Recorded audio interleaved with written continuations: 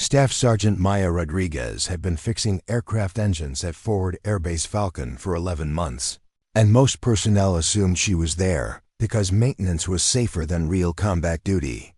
At 26, her compact frame and methodical approach to repairs made her seem more like a careful technician than a warrior.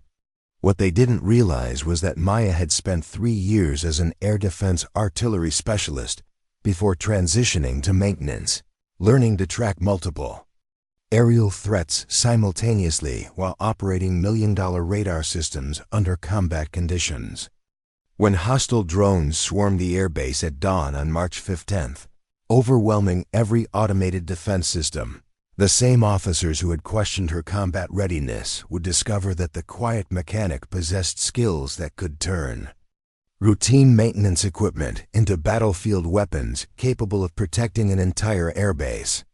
Before we jump back in, tell us where you're tuning in from, and if this story touches you, make sure you're subscribed, because tomorrow I've saved something extra special for you. Maya Rodriguez moved through the maintenance hangar with the quiet precision of someone who understood that aircraft engines were fundamentally systems of controlled explosions, each component requiring exact specifications to prevent catastrophic failure. While other technicians focused on individual repairs, Maya approached maintenance with a broader understanding of how each aircraft fit into the base's overall defensive capabilities. She had requested assignment to Forward Airbase Falcon's maintenance division specifically because it provided access to every piece of equipment that kept the remote desert outpost operational. During the scorching afternoon hours when most personnel sought shelter from the Jordanian desert heat, Maya could be found studying technical manuals that went far beyond standard maintenance procedures. Her personal toolkit contained diagnostic equipment that wasn't issued to regular maintenance staff, specialized meters for detecting electromagnetic interference and signal analysis tools that belonged more in an electronics warfare laboratory than a mechanics workshop. She had acquired these instruments during her previous assignment with the 14th Air Defense Artillery Regiment, where tracking enemy aircraft required understanding the electronic signatures that conventional radar systems couldn't always detect. The other maintenance technicians at Falcon knew Maya as the person who could diagnose engine problems that baffled everyone else, but they attributed her success to meticulous attention to detail rather than advanced technical knowledge. When Sergeant Kevin Park struggled with a recurring electrical fault in one of the F-16s, Maya would quietly suggest checking specific circuit pathways that weren't in the troubleshooting manual. When fuel system diagnostics failed to identify contamination issues, she would recommend testing procedures that revealed problems invisible to standard equipment. What her colleagues didn't understand was that Maya's diagnostic abilities came from years of training to identify aircraft by their electronic emissions, engine harmonics, and thermal signatures. Air defense artillery specialists learned to distinguish between friendly and hostile aircraft using sensory data that most people couldn't even detect. This same training allowed her to hear engine irregularities that others missed, detect electrical interference that standard diagnostic equipment couldn't identify, and recognize system vulnerabilities that conventional maintenance protocols overlooked. Maya's workspace reflected this deeper understanding of aircraft systems. While other mechanics arranged their tools for efficiency, Maya organized her equipment to provide immediate access to both standard repairs and emergency modifications. Her toolbox contained components for jury-rigging communication systems, improvising sensor networks, and adapting civilian electronics for military applications. She maintained these capabilities not because she expected to use them, but because 3 years of air defense training had taught her that survival often depended on being prepared for scenarios that training manuals declared impossible. Maintenance hangar provided Maya with access to more than just aircraft. Forward Airbase Falcon operated as a joint coalition facility, meaning that equipment from multiple nations required maintenance using different standards and protocols. Maya had spent her off-duty hours learning the technical specifications for British radar systems, German communication arrays, and French electronic warfare equipment. This knowledge gave her an understanding of the base's complete defensive infrastructure that extended far beyond her official responsibilities as an aircraft maintenance technician. Colonel Robert Thompson, the base commander, knew Maya primarily as the mechanic who kept aircraft operational with remarkable efficiency. Her maintenance reports were always thorough. Her work was consistently excellent, and she never caused problems or complained about assignments. In Thompson's experience, the best maintenance personnel were invisible until something went wrong, and Maya fit that profile perfectly. He had no reason to investigate her background beyond the standard personnel file that listed her current qualifications and previous assignments. Maya's transition from air defense artillery to aircraft maintenance had been voluntary, driven by her desire to work with advanced aircraft systems rather than ground-based radar installations. However, the official records showed only her current classification and training, not the specialized skills she had developed during 3 years of tracking aerial threats in contested airspace. This bureaucratic oversight meant that Forward Airbase Falcon possessed defensive capabilities that existed nowhere in official planning documents. The isolation of Forward Airbase Falcon made Maya's presence particularly significant, though no one recognized this fact. The base operated as an advanced staging area for regional air support operations, positioned in the Jordanian desert where reinforcement would require hours rather than minutes. This strategic location made the base valuable for projecting air power throughout the region, but it also meant that defensive responsibilities fell entirely on the personnel and equipment stationed there. Maya understood this vulnerability better than most because her air defense training had emphasized the critical importance of early warning systems and rapid response capabilities. During quiet evening hours when most personnel gathered in the recreation areas, Maya would walk the perimeter of the airbase, ostensibly checking on parked aircraft, but actually studying the base's defensive positioning and identifying potential vulnerabilities. She noted the positioning of radar installations, the coverage patterns of automated defense systems, and the blind spots that enemy forces might exploit. This information wasn't relevant to her maintenance duties, but her air defense background made such assessments an unconscious habit. Maya's quarters contained technical literature that reflected her broader interests in defensive systems and threat assessment. While other maintenance personnel kept magazines about automotive repair or recreational activities, Maya studied journals about emerging aerial threats, advances in drone technology, and electronic warfare techniques. She maintained subscriptions to publications that analyzed recent conflicts and emerging tactical innovations, particularly focusing on how small, coordinated attacks could overwhelm conventional defense systems. Preparing and narrating this story took us a lot of time, so if you are enjoying it, subscribe to our channel. It means a lot to us. Now back to the story. The maintenance schedule at Forward Airbase Falcon provided Maya with detailed knowledge of every aircraft's capabilities, limitations, and current operational status. She knew which F-16s carried electronic warfare pods, which transport aircraft had been modified with communication relay equipment, and which helicopters possessed advanced sensor packages. This information allowed her to understand the base's complete air power inventory in ways that went far beyond routine maintenance responsibilities. Maya's technical expertise extended to understanding how aircraft systems could be modified for unconventional applications. Her air defense training had included emergency procedures for adapting equipment when standard systems failed, techniques that required understanding the fundamental principles behind military electronics rather than simply following established procedures. She knew how to modify radar systems to detect different types of targets, how to adapt communication equipment for alternative frequencies, and how to jury-rig sensor networks using components that weren't designed to work together. The other maintenance personnel respected Maya's technical abilities, but didn't recognize the strategic thinking that drove her approach to repairs and modifications. When she suggested improvements to diagnostic procedures or recommended alternative maintenance schedules, they assumed she was simply being thorough rather than applying lessons learned from defensive warfare. This misunderstanding meant that Maya's most valuable skills remained hidden beneath the routine activities of aircraft maintenance. Forward Airbase Falcon's remote location and limited personnel meant that everyone performed duties beyond their primary assignments, but Maya took this philosophy further than most.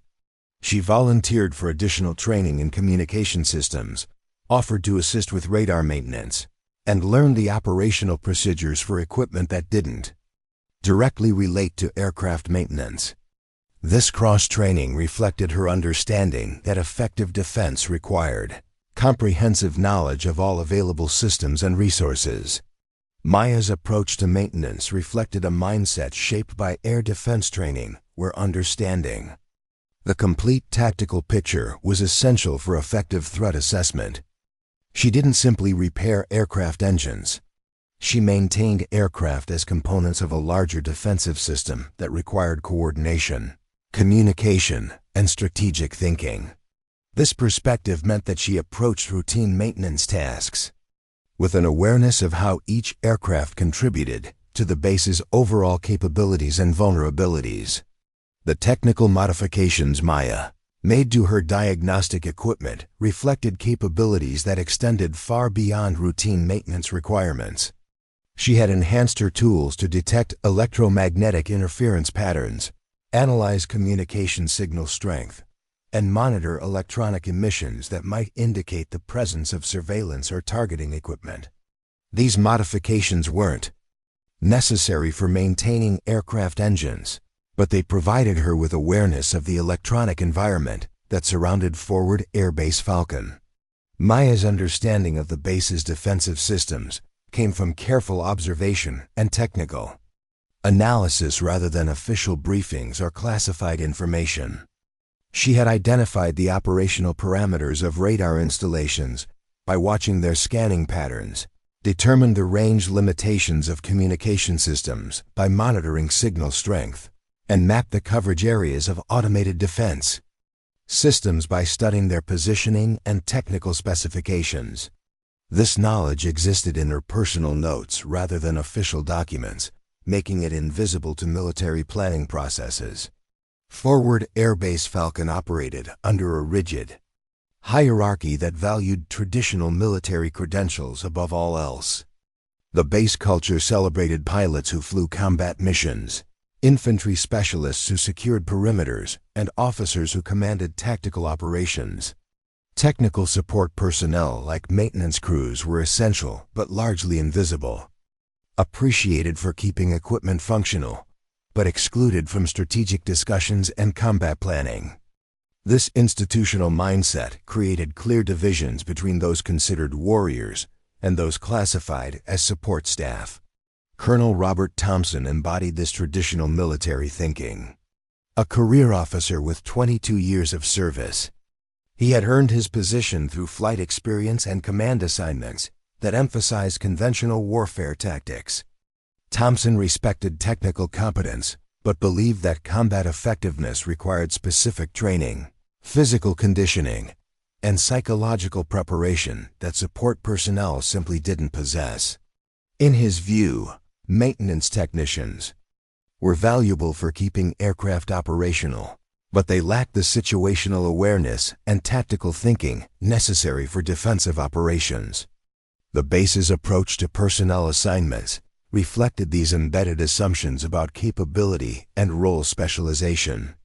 Combat positions were automatically assigned to personnel with specific military occupational specialties, regardless of their individual backgrounds or additional training. Maya's current classification as a maintenance technician meant that her previous experience with air defense systems was considered irrelevant to current operations. The military's bureaucratic structure created rigid categories that prevented cross-utilization of skills and knowledge. Captain Derek Walsh, the base's operations officer, exemplified the institutional bias against technical personnel. Walsh had completed multiple combat deployments and held strong opinions about who belonged in defensive positions. During planning meetings, he routinely dismissed input from maintenance staff, believing that their technical focus made them unsuitable for tactical thinking. When Maya occasionally offered observations about aircraft capabilities or system limitations, Walsh would politely redirect the conversation back to what he considered appropriate maintenance topics. The physical environment of Forward Airbase Falcon reinforced these hierarchical distinctions. The operations center was restricted to command staff and authorized personnel, while maintenance areas were considered support zones where technical work occurred away from strategic decision-making. This spatial separation meant that maintenance personnel had detailed knowledge of equipment capabilities, but were excluded from discussions about how that equipment might be employed in defensive scenarios. Maya understood the base's complete defensive infrastructure better than most officers, but she had no official channel for sharing this knowledge. Master Sergeant Tom Williams, the senior non-commissioned officer responsible for base security, represented another aspect of the institutional mindset that limited recognition of diverse capabilities. Williams had extensive experience with ground-based defensive operations, but limited understanding of how aircraft systems could be integrated into perimeter security. His approach to base defense focused on traditional infantry tactics and established protocols rather than innovative applications of available technology. Williams respected Maya's technical abilities, but couldn't envision how maintenance expertise might contribute to defensive operations. The base's training programs reflected these assumptions about specialization and capability. Combat readiness exercises involved only personnel with specific classifications, while technical staff were excluded from tactical scenarios. Maya had requested participation in defensive training exercises, citing her previous air defense experience. But these requests were denied because her current role didn't require combat training. This policy meant that the base's most knowledgeable person regarding aerial threat detection was excluded from defensive planning and preparation. Lieutenant Ashley Brooks, a junior officer recently assigned to Forward Airbase Falcon, absorbed these institutional attitudes through daily interactions and informal mentoring. Brooks observed how senior officers treated different categories of personnel and learned that technical expertise was valued within narrow boundaries but not considered relevant to broader military operations. When Maya demonstrated advanced knowledge about radar systems or electronic warfare, Brooks assumed this reflected unusual interest in technical details rather than specialized training and experience. The communication patterns within Forward Airbase Falcon reinforced role-based assumptions about who possessed relevant knowledge for different types of problems. When technical issues arose, officers automatically consulted with maintenance personnel. When tactical questions emerged, they turned to combat-trained staff. This compartmentalization prevented recognition that some individuals might possess expertise spanning multiple domains. Maya's understanding of both technical systems and defensive tactics remained invisible because the institutional structure didn't recognize such cross-functional capability. Corporal Lisa Chun, the base's primary communications specialist, worked closely with Maya on technical issues, but within the limited context of equipment maintenance and repair. Chun recognized Maya's exceptional diagnostic abilities and frequently sought her assistance with complex electronic problems. However, their interactions focused on immediate technical solutions rather than broader strategic applications. Chun didn't realize that Maya's troubleshooting approach reflected tactical thinking developed through air defense training rather than simply methodical maintenance procedures. The base's approach to threat assessment exemplified how institutional assumptions limited strategic thinking. Intelligence briefings focused on conventional threats that matched established defensive protocols, while emerging challenges like coordinated drone attacks received limited attention because they didn't fit traditional threat categories. Officers planned defensive responses based on historical precedents and established tactics, rather than analyzing how new technologies might require innovative defensive approaches. Maya understood emerging aerial threats better than most intelligence specialists, but her insights weren't solicited because her role was considered technical rather than tactical. Forward Airbase Falcon's isolation reinforced the tendency to rely on established procedures and conventional thinking. With limited external support and communication, base personnel developed strong confidence in their existing capabilities and protocols. This self-reliance was generally positive, but created resistance to suggestions that current defensive measures might be inadequate for emerging threats. Maya's observations about potential vulnerabilities were dismissed as excessive caution, rather than legitimate strategic concerns.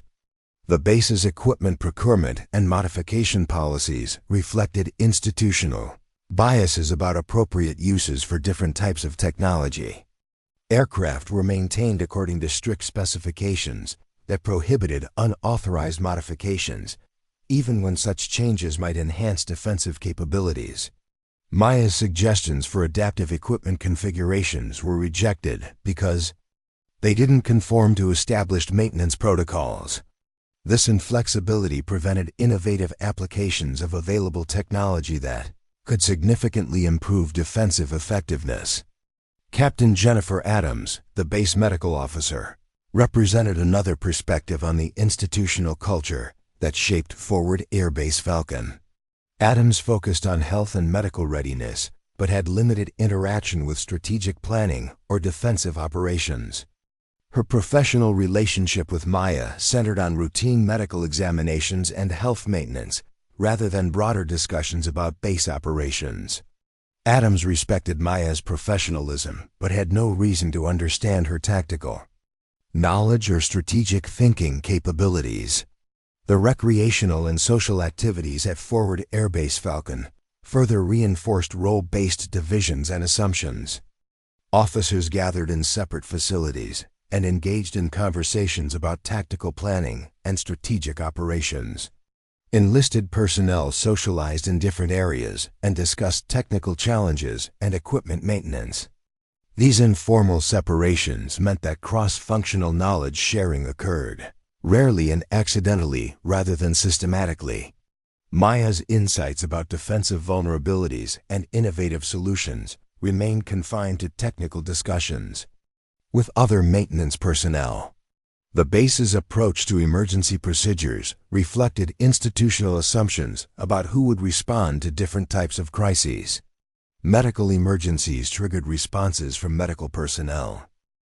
Equipment failures prompted technical responses from maintenance staff. Security threats activated responses from combat-trained personnel.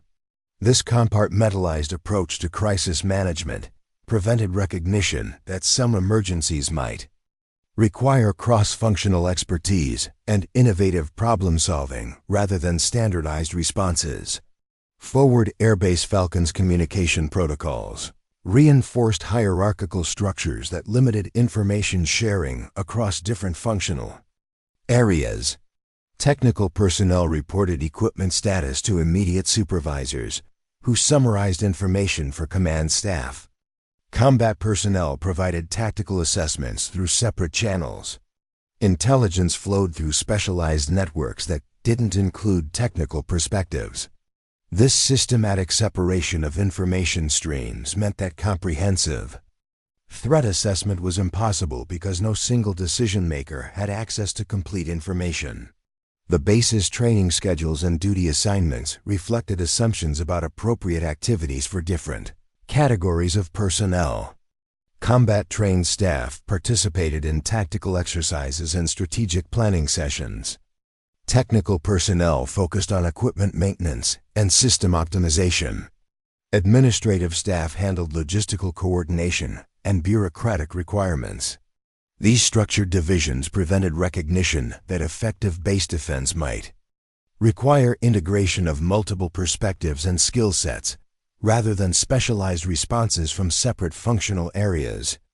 Maya's daily interactions with other base personnel reinforced her understanding of how institutional assumptions shaped perceptions and limited recognition of diverse capabilities.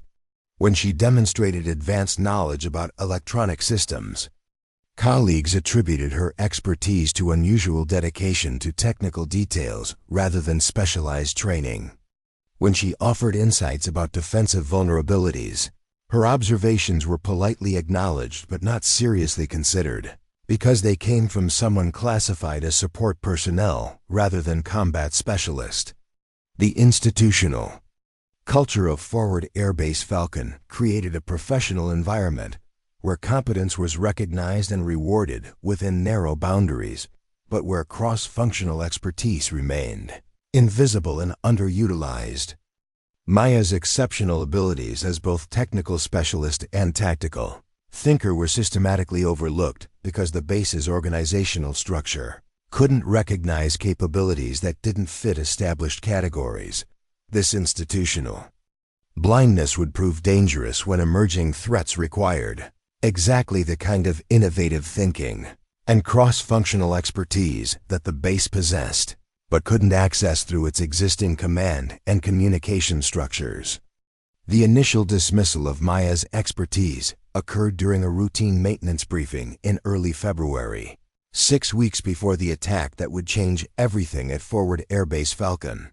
Master Sergeant Tom Williams was reviewing security protocols with the maintenance crew when Maya noticed discrepancies in the perimeter monitoring data that suggested potential vulnerabilities in the base's radar coverage. The automated systems were functioning within normal parameters, but Maya's air defense background allowed her to recognize patterns that indicated incomplete surveillance of the eastern approach corridors. Maya raised her hand during the briefing and addressed Williams directly. She explained that the radar installation was experiencing periodic signal degradation during specific atmospheric conditions, creating temporary blind spots that lasted approximately 12 to 15 minutes. During late morning hours, these gaps occurred when temperature inversions in the desert air created interference patterns that affected low-altitude detection capabilities. Maya had noticed this pattern while analyzing aircraft approach data over the past month, cross-referencing radar tracking information with actual visual observations of incoming flights. Williams listened politely, but with visible skepticism. He thanked Maya for her technical observations and explained that radar systems were maintained by specialized communications personnel rather than aircraft maintenance technicians. The radar installation was functioning according to specifications, and any signal variations were normal operational parameters rather than security concerns. Williams suggested that Maya focus on aircraft maintenance issues rather than security systems that were outside her area of responsibility and expertise.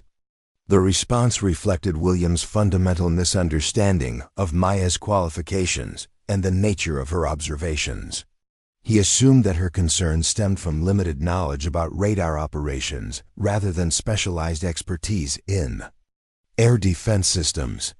Williams had no way of knowing that Maya's previous assignment had involved 3 years of intensive training in radar interpretation, threat assessment, and electronic warfare countermeasures. Her observations about signal degradation weren't amateur speculation, but professional analysis based on extensive experience with similar systems. Maya attempted to clarify her background and explain why the radar gaps represented genuine security vulnerabilities. She mentioned her previous experience with air defense artillery and her familiarity with radar tracking systems. But Williams interrupted to redirect the conversation back to maintenance scheduling and aircraft serviceability issues. The briefing had a specific agenda focused on mechanical maintenance rather than security analysis, and Williams wanted to complete the scheduled topics without extended technical discussions that seemed irrelevant to immediate maintenance requirements. Other maintenance personnel in the briefing observed this exchange with mixed reactions. Sergeant Kevin Park, who had worked closely with Maya on complex diagnostic problems, knew that her technical insights were usually accurate and valuable. However, Park also understood the hierarchical boundaries that governed military operations, and recognized that Williams was appropriately maintaining focus on authorized topics. Park respected Maya's abilities but didn't feel qualified to comment on security, matters that were clearly outside the maintenance crew's official responsibilities. Corporal Lisa Chun, who attended the briefing to coordinate communication system maintenance with aircraft scheduling, noticed Maya's frustration but interpreted it as excessive concern about technical details rather than legitimate strategic analysis. Chun had worked with Maya on various technical problems and recognized her exceptional diagnostic abilities, but the radar concerns seemed to reflect overthinking routine operational variations. Chun assumed that Maya's maintenance background made her hypersensitive to technical irregularities that were actually normal system behavior. Captain Derek Walsh arrived at the briefing halfway through Maya's explanation about radar vulnerabilities and heard only her suggestions for modifying monitoring protocols and adjusting surveillance schedules. Walsh's initial reaction was mild irritation that a maintenance technician was offering recommendations about security procedures that were clearly outside her expertise and authority. Walsh politely but firmly explained that security protocols were established by intelligence specialists in command staff rather than maintenance personnel, regardless of their technical knowledge about specific equipment. Maya's attempt to explain her air defense background was cut short when Walsh checked his watch and announced that he had another briefing to attend.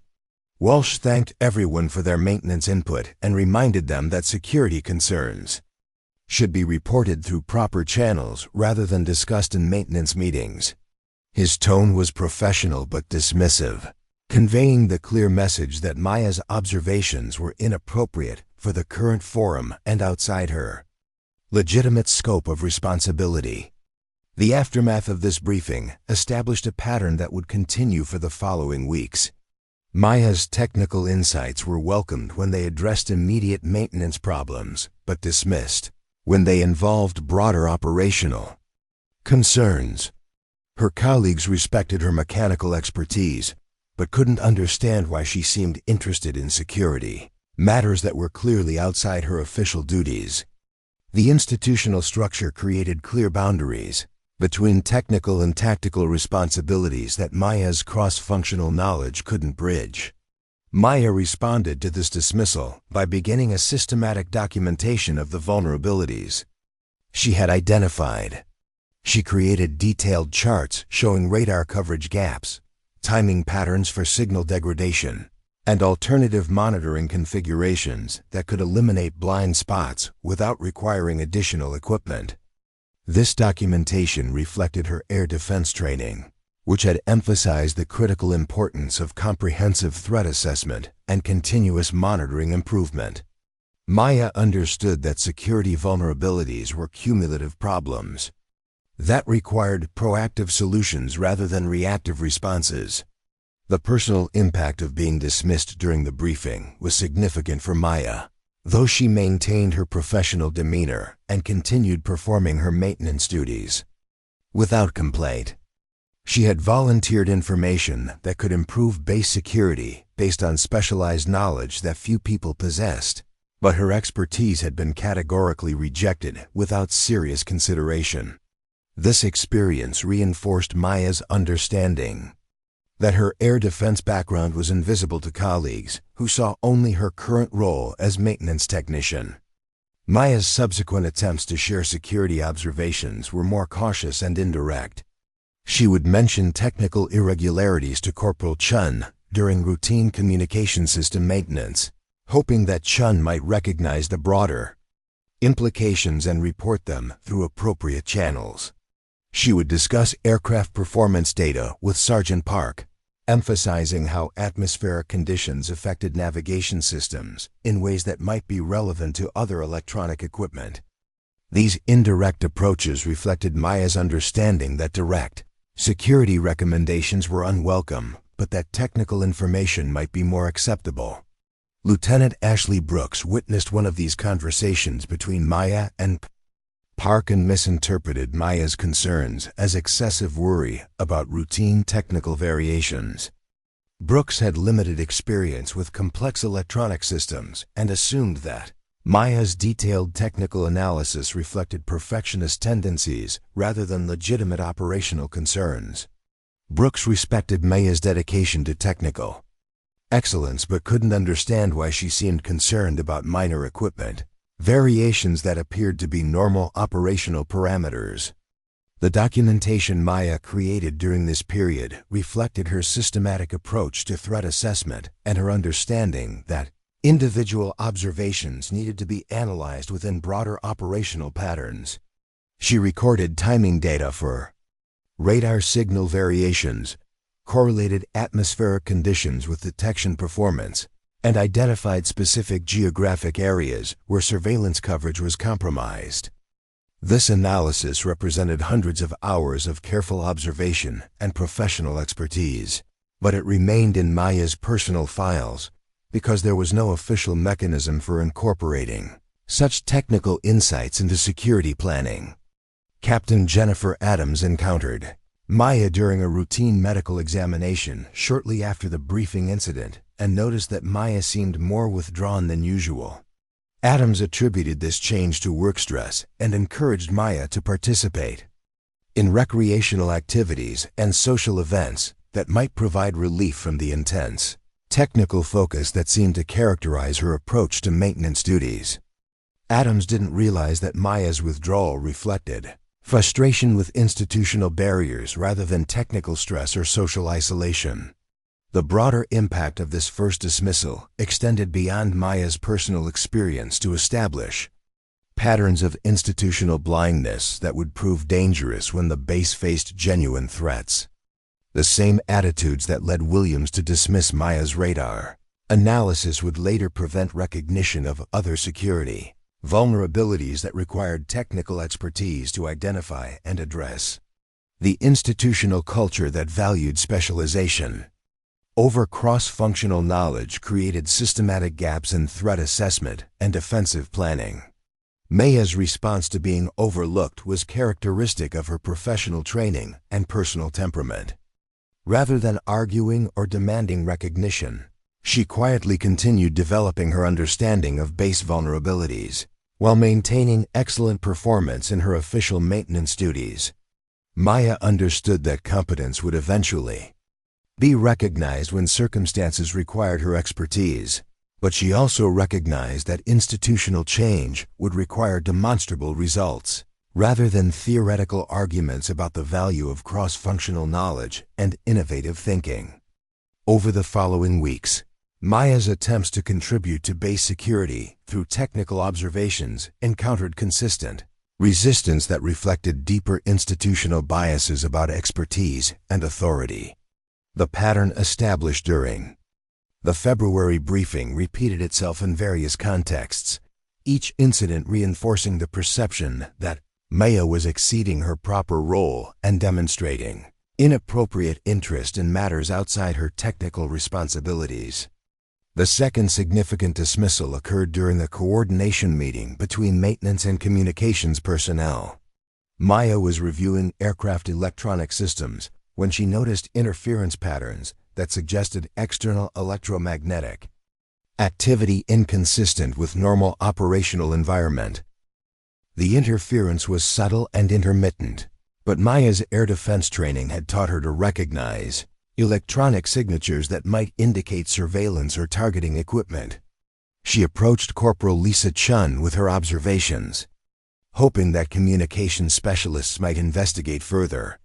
Chun listened to Maya's technical description of the interference patterns, but concluded that the anomalies represented normal variations in the complex electromagnetic environment surrounding a modern military airbase.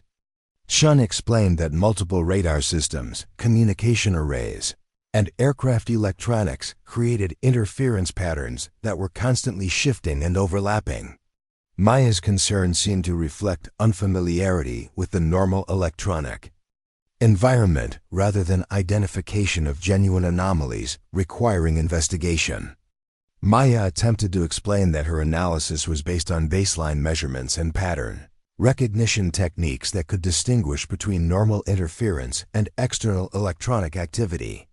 She offered to demonstrate her methodology and show Chun the specific characteristics that indicated non-standard electromagnetic signatures. However, Chun was preparing for a scheduled communication system maintenance session and didn't have time for extended technical discussions about theoretical security concerns that seemed to represent normal operational conditions. Captain Derek Walsh overheard portions of this conversation and intervened to remind both women that security concerns should be reported through proper intelligence channels, rather than discussed between technical personnel who lacked appropriate clearance and expertise for threat assessment. Walsh's tone was more pointed than during the previous incident, suggesting growing irritation with Maya's persistent focus on security matters that were clearly outside her authorized responsibilities. Maya's frustration became more visible during this exchange, though she maintained professional courtesy and accepted Walsh's direction without argument. However, several colleagues noticed her reaction and interpreted it as evidence that maintenance duties were becoming stressful, or that Maya was developing unrealistic expectations about her role in base operations. Sergeant Kevin Park, who had worked closely with Maya and respected her technical abilities, privately wondered whether she was experiencing adjustment difficulties or personal problems that were affecting her judgment about appropriate professional boundaries.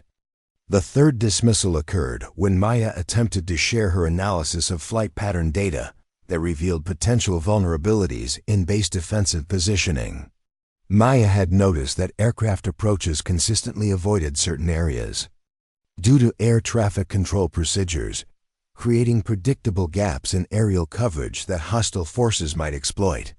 Her air defense background had taught her to analyze flight patterns for tactical implications rather than simply logistical efficiency, and she recognized that current procedures created security risks that could be addressed through minor adjustments to approach corridors.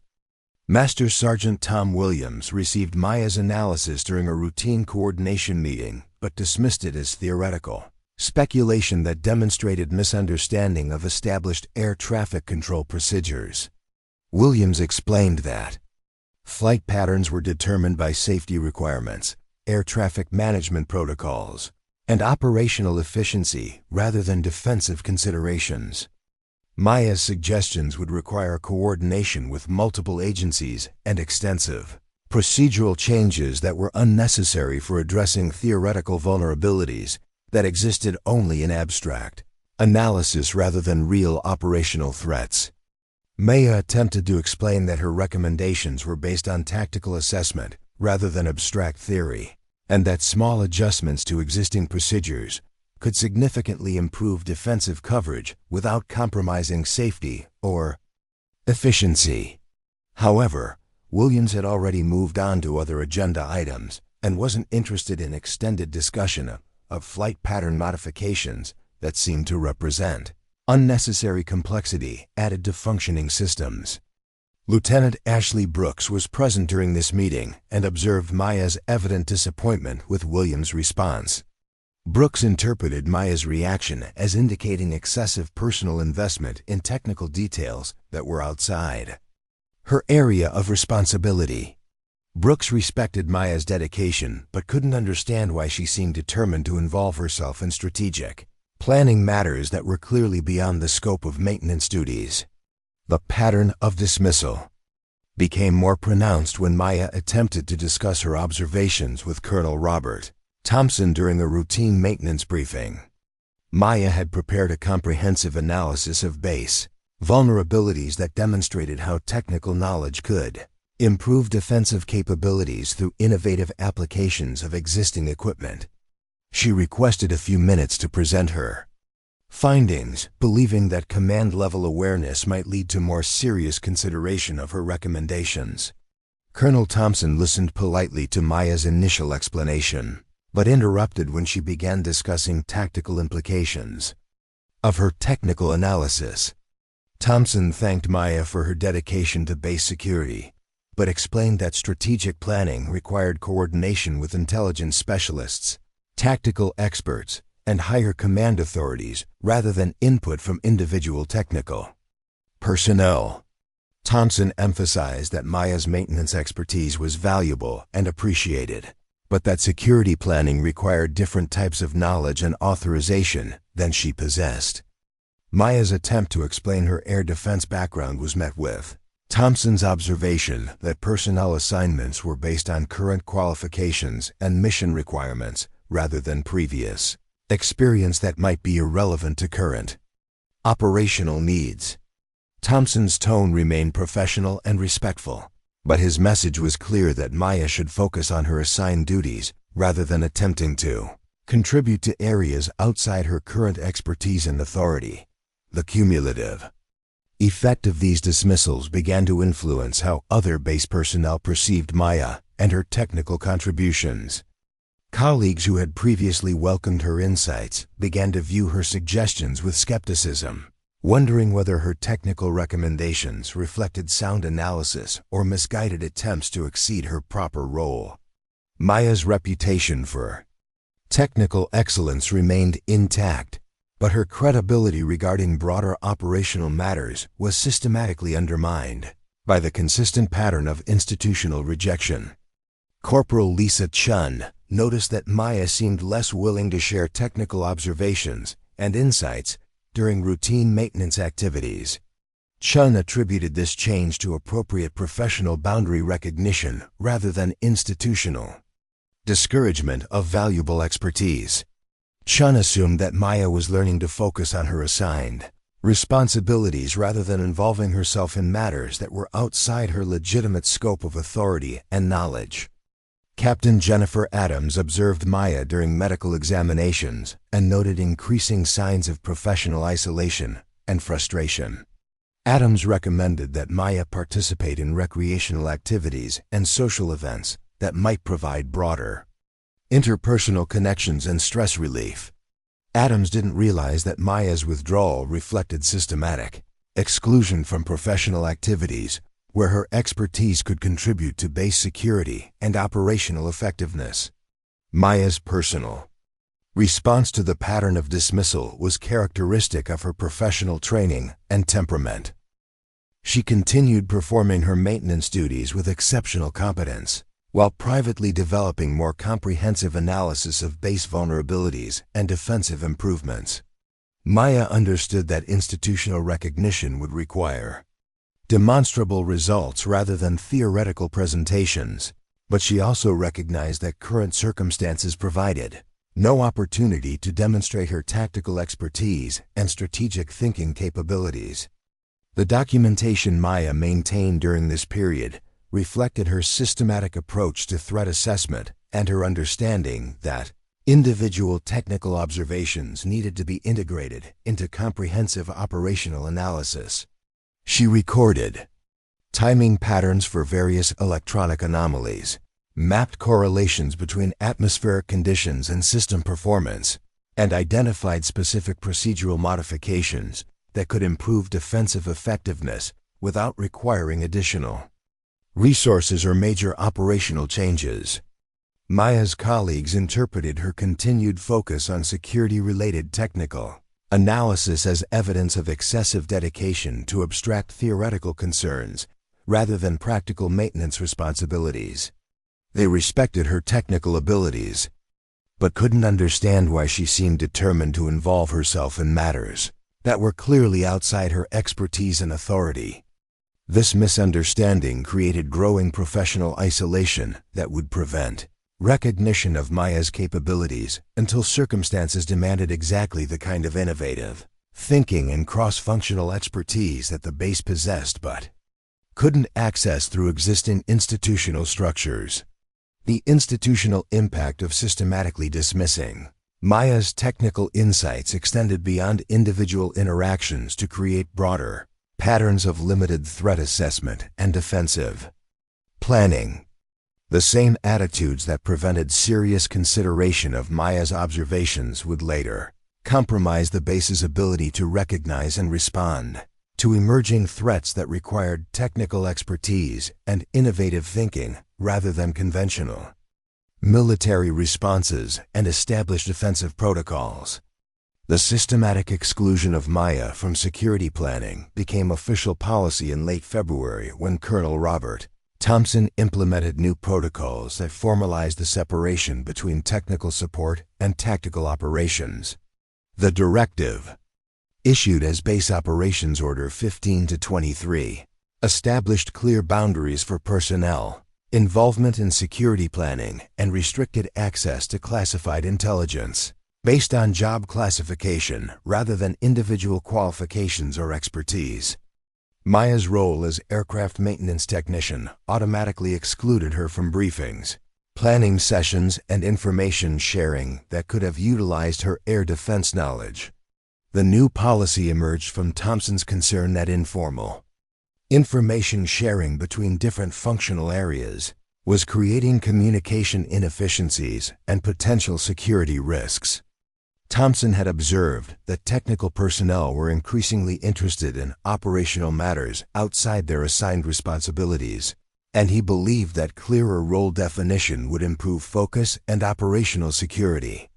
The directive specifically prohibited technical support staff from participating in tactical planning unless officially requested by command authority, effectively ending Maya's attempts to contribute security observations through informal channels.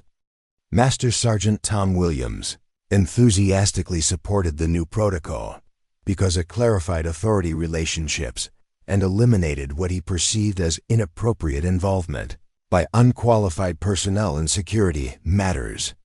Williams had grown increasingly frustrated with Maya's persistent questions about defensive procedures and her suggestions for operational improvements that seemed to exceed her legitimate expertise. The formal policy provided Williams with clear authority to redirect such discussions and maintain appropriate professional boundaries between technical and tactical responsibilities. Captain Derek Walsh welcomed the policy as necessary clarification of organizational structure and professional responsibilities. Walsh had been concerned that maintenance personnel were developing unrealistic expectations about their role in strategic planning, and that such confusion could undermine command, authority, and operational efficiency.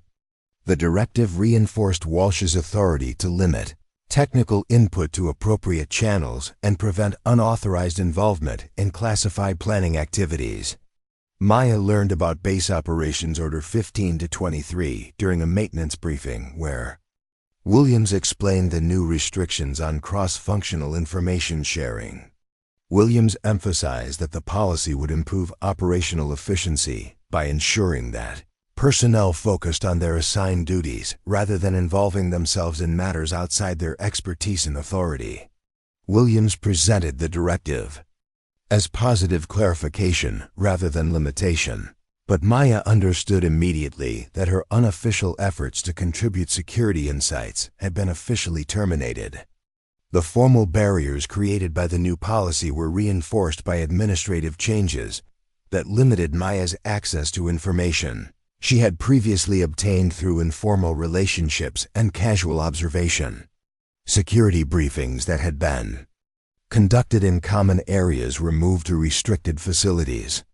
Technical documentation that had been available to maintenance personnel was reclassified and secured. Communication protocols were modified to prevent accidental sharing of operational information with unauthorized personnel. Lieutenant Ashley Brooks was assigned responsibility for ensuring compliance with the new information sharing restrictions. Brooks reviewed communication patterns between different functional areas and identified several instances where technical personnel had accessed operational information inappropriately. Brooks specifically noted Maya's previous attempts to obtain security-related data and recommended closer supervision of her information access to prevent future violations of the new protocol. Maya's request for formal security clearance upgrade was denied without explanation, though she suspected that her previous attempts to contribute security observations had been interpreted as inappropriate interest in classified information, rather than legitimate professional expertise. The denial effectively ended any possibility that Maya could officially contribute her air defense knowledge to base security planning, regardless of how valuable such expertise might prove during actual threats. Corporal Lisa Chun noticed the impact of the new restrictions on her working relationship with Maya, but interpreted the changes as necessary organizational improvement rather than loss of valuable expertise. Chun's technical coordination with Maya became more limited and formal, focusing exclusively on immediate maintenance requirements rather than broader system analysis and improvement suggestions. Chun assumed that the previous informal information sharing had been inappropriately casual rather than professionally valuable. The physical changes accompanying the new policy included installation of additional security measures that prevented technical personnel from observing operational activities they had previously witnessed incidentally. Maintenance areas were more clearly separated from command facilities, and technical staff were restricted from common areas during certain hours when operational planning occurred. These modifications systematically eliminated Maya's opportunities to observe defensive preparations and identify potential improvements. Maya's personal documentation activities became more cautious and covert as she recognized that her comprehensive analysis of base vulnerabilities might be interpreted as unauthorized intelligence gathering rather than professional expertise applied to security improvement. She continued developing her understanding of defensive weaknesses and potential solutions, but her records became more carefully secured and less visible to colleagues, who might report her activities to supervisory personnel. Sergeant Kevin Park observed Maya's increased isolation and professional frustration, but attributed these changes to appropriate adjustment to clarified boundaries, rather than institutional loss of valuable expertise. Park respected Maya's technical abilities, but supported the new restrictions because they seemed to provide better organization and clearer authority relationships. Park didn't realize that the base was systematically excluding exactly the kind of cross-functional expertise that would prove critical during emerging threats. The new protocol created feedback mechanisms that reinforced the exclusion of technical expertise from security planning.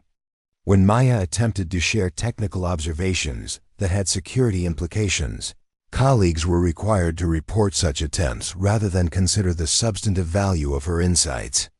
This reporting requirement created additional barriers to information sharing and made Maya's expertise even more invisible to decision-makers who might have recognized its value. Captain Jennifer Adams noticed Maya's growing professional isolation during routine medical examinations, but interpreted it as healthy adjustment to appropriate professional boundaries rather than problematic exclusion of valuable expertise.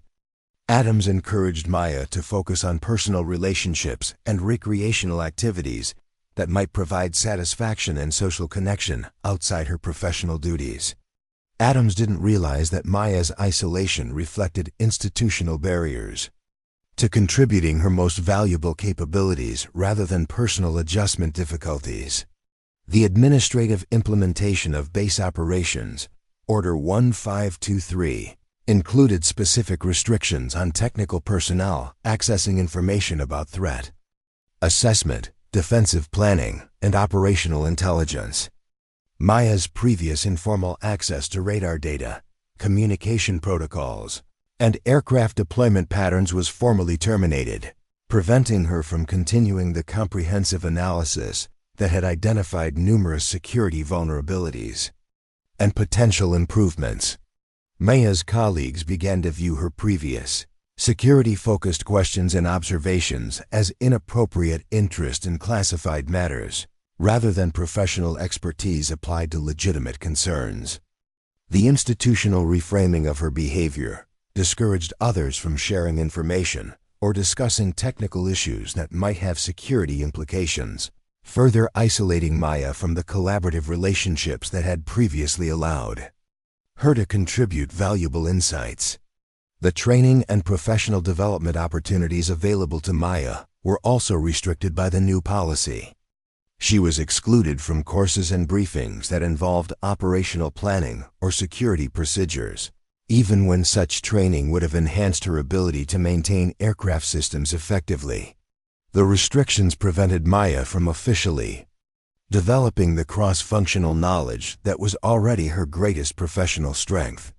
Maya's response to these solidified barriers was characteristic of her professional training and personal determination. She continued maintaining exceptional performance in her assigned duties, while quietly developing alternative approaches to threat assessment and defensive preparation that didn't violate the new restrictions. Maya understood that institutional barriers were temporary obstacles rather than permanent limitations, and she maintained her preparation for circumstances that might require exactly the expertise that current policies excluded from official recognition and utilization. The long-term impact of Base Operations Order 1523 extended beyond individual career limitations to create systematic vulnerabilities in base defense planning. The same institutional thinking that excluded Maya's expertise would prevent recognition of emerging threats that required innovative responses and cross-functional knowledge rather than conventional approaches and established protocols. The base was systematically reducing its defensive capabilities by excluding the expertise that would prove most valuable when traditional responses proved inadequate for modern challenges. The humiliation reached its climax during a base-wide briefing in early March when Maya made one final attempt to warn about the vulnerabilities she had documented over months of careful observation. Colonel Robert Thompson was presenting the quarterly security assessment to assembled personnel, highlighting the base's excellent safety record and robust defensive capabilities. When Thompson opened the floor for questions, Maya stood up from her position in the back row where maintenance personnel were traditionally seated. Maya addressed the colonel directly, her voice steady despite the magnitude of what she was attempting. She explained that her analysis of electromagnetic interference patterns, radar coverage gaps, and flight corridor vulnerabilities had revealed coordinated weaknesses that could be exploited by hostile forces using modern drone technology. Maya specifically mentioned that the timing patterns she had documented suggested that someone had been conducting systematic surveillance of base operations, possibly in preparation for a coordinated attack designed to exploit the exact vulnerabilities she had identified. The reaction in the briefing room was immediate and uncomfortable. Officers exchanged glances that ranged from embarrassment to annoyance, while enlisted personnel shifted uneasily in their seats. Maya's detailed technical presentation seemed wildly inappropriate for a routine security briefing, and her implications about imminent threats appeared to reflect paranoid thinking rather than legitimate professional analysis. The silence that followed her presentation was heavy with institutional disapproval and personal embarrassment. Colonel Thompson's response was carefully controlled, but unmistakably dismissive. He thanked Maya for her concerns, but explained that threat assessment was conducted by qualified intelligence specialists using classified information and established protocols. Thompson noted that maintenance personnel, regardless of their technical competence, lacked the training and clearance necessary for strategic threat analysis. He suggested that Maya's observations reflected misunderstanding of normal operational variations rather than identification of genuine security threats. Captain Derek Walsh stood up immediately after Thompson's response and addressed the room. Directly, Walsh explained that the kind of speculative analysis Maya had presented was exactly why Base Operations Order 15-23 had been implemented to maintain appropriate professional boundaries. Walsh emphasized that unauthorized threat assessment by unqualified personnel could create unnecessary alarm and undermine confidence in established security procedures. Walsh's tone carried clear warning that similar presentations would be considered violations of military discipline rather than legitimate professional contributions. Master Sergeant Tom Williams nodded approvingly during Walsh's comments and added his own observation that maintenance personnel, who became overly concerned with security matters, might be experiencing stress that affected their judgment and professional focus. Williams suggested that Maya's presentation demonstrated exactly the kind of role confusion that the new protocols were designed to prevent. Williams recommended that Maya concentrate on her assigned maintenance duties rather than involving herself in matters that were clearly outside her expertise and authority. Lieutenant Ashley Brooks, who had been tasked with monitoring compliance with information sharing restrictions, made notes during Maya's presentation that would later become part of an official report questioning Maya's adherence to established protocols. Brooks interpreted Maya's detailed technical knowledge about security systems as evidence that she had been accessing information inappropriately and exceeding her authorized responsibilities. Brooks planned to recommend closer supervision of Maya's activities to prevent future violations of operational security procedures. The personal impact on Maya was devastating, though she maintained her composure throughout the public humiliation. She had spent months developing comprehensive analysis that could significantly improve base security, but her expertise had been not only rejected, but publicly characterized as evidence of poor judgment and inappropriate behavior. Maya realized that her air defense background and technical expertise would never be officially recognized or utilized within the current institutional structure, regardless of how valuable such knowledge might prove during actual emergencies. Corporal Lisa Chun watched Maya's presentation with growing discomfort, recognizing the technical competence behind Maya's analysis, but also understanding that her approach was violating established boundaries in ways that could damage her career and professional reputation. Chun respected Maya's abilities but couldn't support her apparent determination to exceed her proper role in base operations. Chun assumed that Maya was experiencing adjustment difficulties that were affecting her professional judgment about appropriate boundaries and institutional expectations. Sergeant Kevin Park felt genuine sympathy for Maya during her public humiliation, but also believed that she had brought the embarrassment on herself by repeatedly attempting to involve herself in matters outside her assigned responsibilities. Park respected Maya's technical abilities and had benefited from her expertise on numerous maintenance challenges, but he couldn't understand why she seemed determined to risk her career by challenging established authority, structures, and professional boundaries. The aftermath of the briefing created lasting damage to Maya's professional relationships and institutional standing. Colleagues who had previously welcomed her technical insights began to avoid professional interactions that might be interpreted as supporting unauthorized activities or inappropriate role expansion. Maya's reputation for technical excellence remained intact, but her credibility regarding judgment and professional boundaries was permanently compromised within the base's social and professional networks.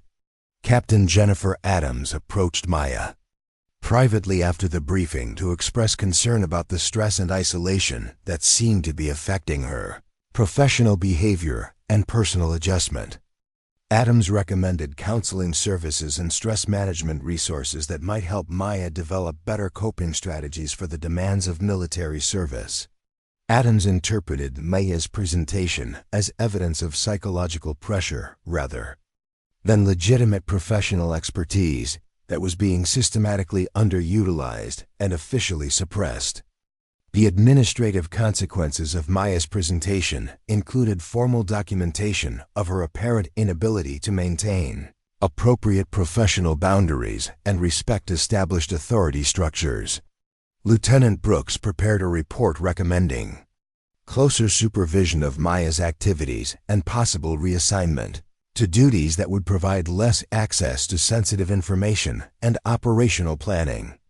Brooks interpreted Maya's behavior as potential security risk rather than valuable expertise that was being wasted through institutional blindness and bureaucratic inflexibility.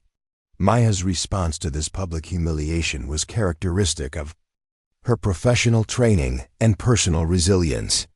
Rather than defending herself or attempting to explain her qualifications and analysis, she accepted the institutional rejection and withdrew from any further attempts to contribute security insights through official channels.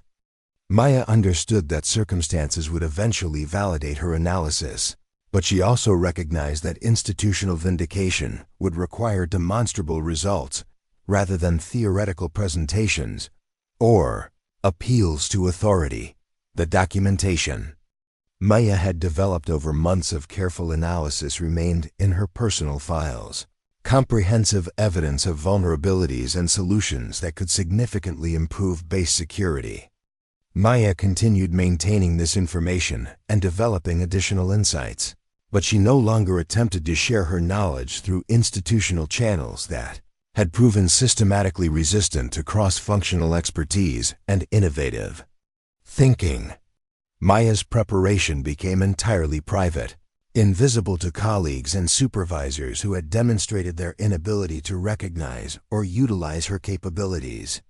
The broader institutional impact of Maya's public humiliation extended beyond individual career consequences to reinforce cultural attitudes that would prove dangerous when the base faced genuine threats, requiring exactly the kind of innovative thinking and technical expertise that had been officially rejected and personally discouraged. The same institutional mindset that dismissed Maya's threat assessment would later prevent rapid recognition of an effective response to emerging challenges that exceeded conventional defensive capabilities and established response protocols. Maya's colleagues interpreted her withdrawal from security-related discussions as evidence that she had learned appropriate professional boundaries, rather than recognition that the base had systematically excluded valuable expertise that could prove critical during actual emergencies. The institutional culture celebrated Maya's apparent adjustment to proper role expectations, while remaining completely unaware that it had eliminated access to defensive capabilities that existed nowhere else within the base's personnel and knowledge resources. The timing of Maya's public humiliation proved particularly significant because it occurred just weeks before the coordinated drone attack that would test every assumption the base had made about threats, defensive capabilities, and the value of different types of expertise. Maya's comprehensive analysis of base vulnerabilities had identified the exact attack vectors and timing patterns that hostile forces would exploit, but this knowledge remained in her private files, rather than integrated into official defensive planning and threat assessment procedures. The attack began at 0547 hours on March 15th with a precision that immediately revealed months of careful surveillance and planning. Maya was conducting her routine pre-dawn aircraft inspection when the first wave of reconnaissance drones appeared on the eastern horizon, their approach precisely timed to exploit the radar coverage gaps she had repeatedly attempted to report. The small unmanned aircraft flew in coordinated formations that avoided detection by maintaining altitudes and flight paths that exploited the electromagnetic blind spots Maya had documented in her ignored analysis.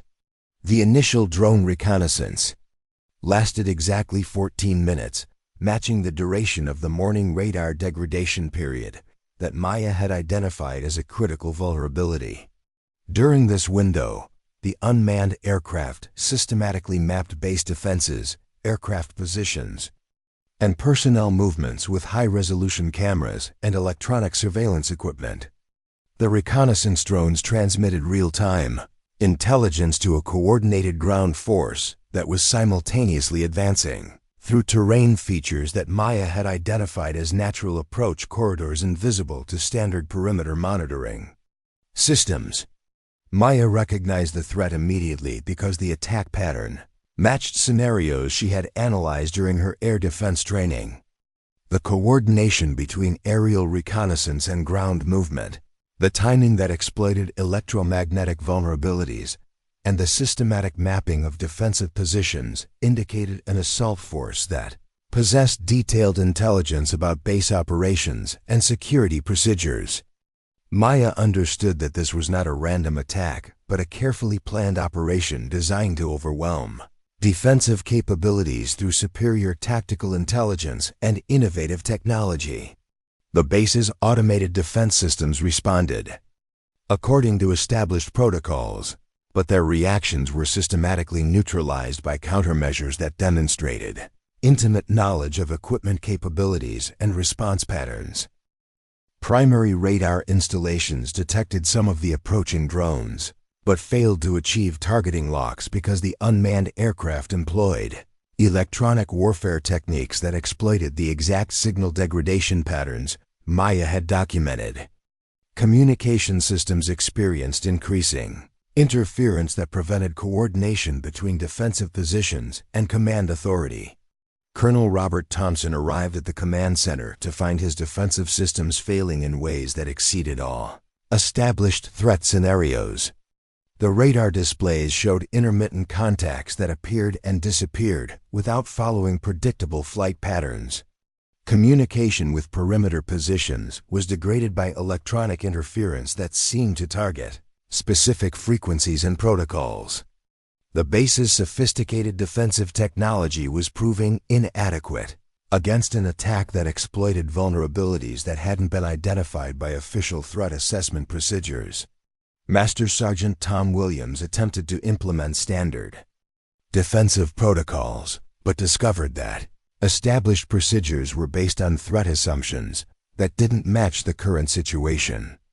The perimeter sensors that should have detected approaching ground forces were experiencing systematic failures that prevented accurate assessment of enemy positions and strength. Williams found himself commanding defensive operations without reliable intelligence about the nature or scope of the threats he was facing. Captain Derek Walsh coordinated with aircraft pilots to implement aerial reconnaissance and defensive response, but the electronic interference affecting communication systems made coordination extremely difficult. Walsh's attempts to establish air support were complicated by the presence of hostile drones that posed collision risks to manned aircraft and employed electronic warfare capabilities that degraded navigation and targeting systems.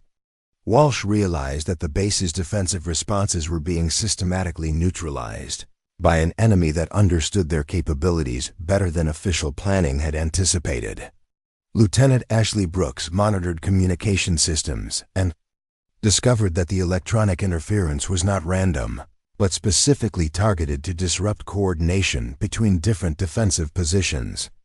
The interference pattern suggested that hostile forces possessed detailed knowledge of base communication protocols and had developed countermeasures designed to prevent effective defensive coordination.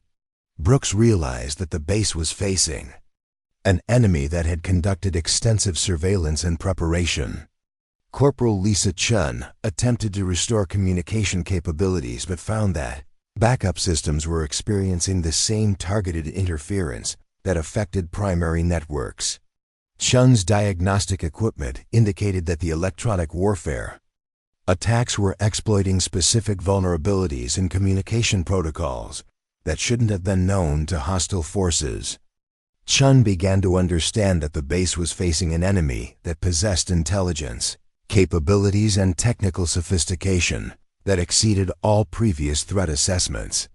The second wave of the attack began at 06:03 hours with the arrival of armed assault drones that targeted specific defensive positions with precision that demonstrated detailed knowledge of base layout and defensive capabilities. The unmanned combat aircraft employed attack patterns that avoided areas covered by functioning defensive systems while systematically eliminating radar installations, communication arrays, and vehicle depots that were critical for coordinated defensive response. The assault drones operated with coordination that indicated real-time intelligence sharing and tactical planning. Maya watched the developing attack from her position in the maintenance hangar and recognized that the hostile forces were implementing Exactly the assault plan she would have developed based on the vulnerabilities she had identified and documented. The timing exploited electromagnetic blind spots. The approach routes utilized terrain features that avoided perimeter monitoring, and the target selection systematically eliminated defensive capabilities in an order that would prevent effective counter-response. Maya realized that her months of analysis had inadvertently created a comprehensive guide for attacking Forward Airbase Falcon. The base's defensive response was hampered by the systematic degradation of communication and coordination capabilities that prevented implementation of established defensive protocols. Individual defensive positions fought effectively, but without coordination or comprehensive situational awareness. Aircraft pilots were grounded by electronic interference that made safe flight operations impossible. Ground forces were isolated by communication failures that prevented tactical coordination and mutual support. Colonel Thompson faced a command crisis that exceeded all previous experience and training. His defensive systems were failing systematically. His communication with defensive positions was degraded or eliminated, and his understanding of the tactical situation was limited by intelligence failures that left him unable to assess enemy strength, positions, or intentions. Thompson realized that the base was facing a type of coordinated attack that conventional defensive planning hadn't anticipated, and that established response protocols were proving inadequate. Maya's comprehensive understanding of the attack pattern came from her air defense training, which had emphasized the critical importance of integrated threat assessment and defensive coordination. She recognized that the hostile forces were employing a strategy designed to systematically eliminate defensive capabilities while preventing coordinated response. Maya understood that conventional defensive responses would fail because they depended on communication and coordination systems that were being systematically eliminated by electronic warfare techniques. The third wave of the attack included ground forces that advanced through the exact terrain corridors Maya had identified as blind spots in perimeter monitoring. The infantry assault exploited gaps in sensor coverage that allowed hostile forces to approach defensive positions without detection until they were close enough to employ direct fire weapons. The ground attack was coordinated with continued drone operations that provided real-time intelligence and close air support for advancing infantry. Sergeant Kevin Park attempted to organize maintenance personnel for defensive duties, but found that standard protocols assumed communication capabilities and situational awareness that were no longer available. Park realized that the maintenance crew would have to improvise defensive responses without coordination from command authority or support from functioning defensive systems. Park began to understand that the base's survival might depend on individual initiative rather than coordinated defensive operations. The magnitude of the crisis became clear when Thompson realized that his defensive capabilities were being systematically eliminated faster than they could be restored or reinforced. The attack was designed to create cascading failures that would prevent effective defensive response regardless of the competence and dedication of individual personnel. Thompson understood that conventional military responses were proving inadequate against an enemy that possessed superior tactical intelligence and innovative attack capabilities. Maya's position in the maintenance hangar provided her with access to aircraft and equipment that remained functional because they hadn't been targeted by the initial electronic warfare attacks.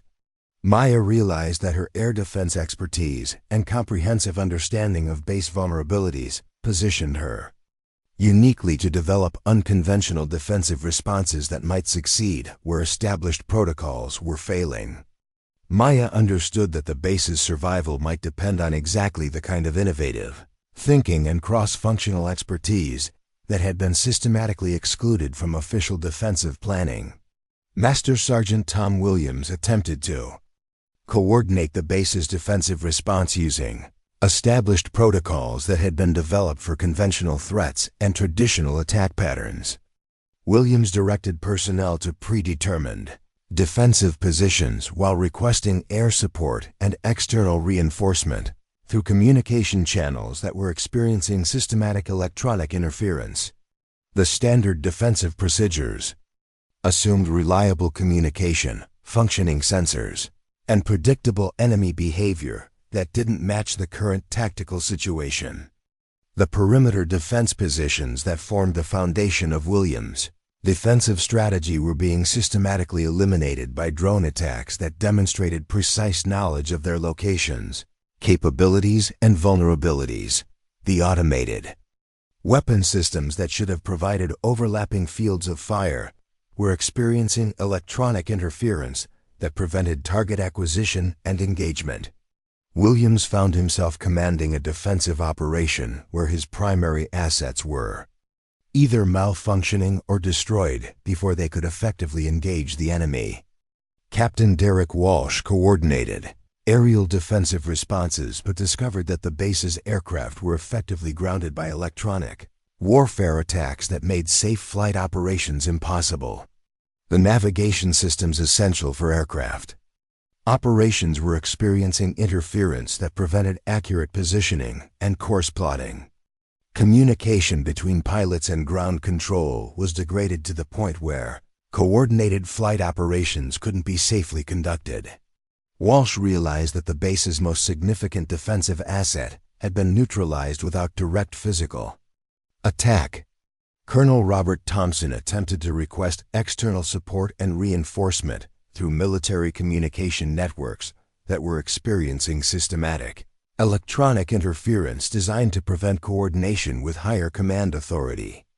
The backup communication systems that should have provided redundant contact capabilities were being jammed using techniques that demonstrated detailed knowledge of military communication protocols and frequencies.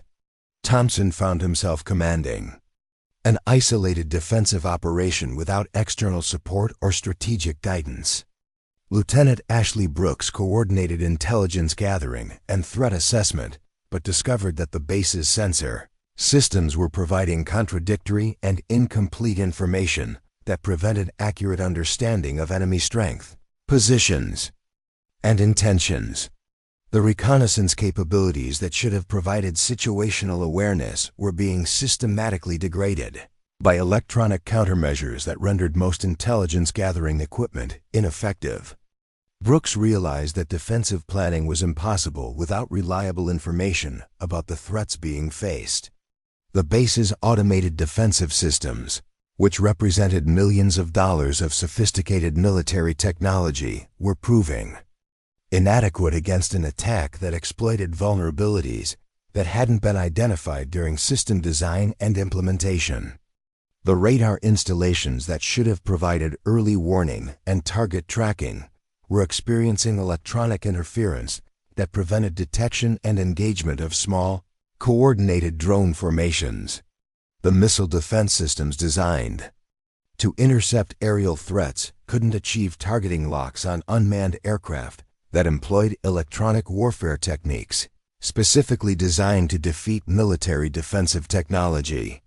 Corporal Lisa Chun attempted to restore communication capabilities using backup systems and alternative frequencies, but discovered that the electronic warfare attacks were specifically targeted to disrupt military communication protocols across the entire electromagnetic spectrum.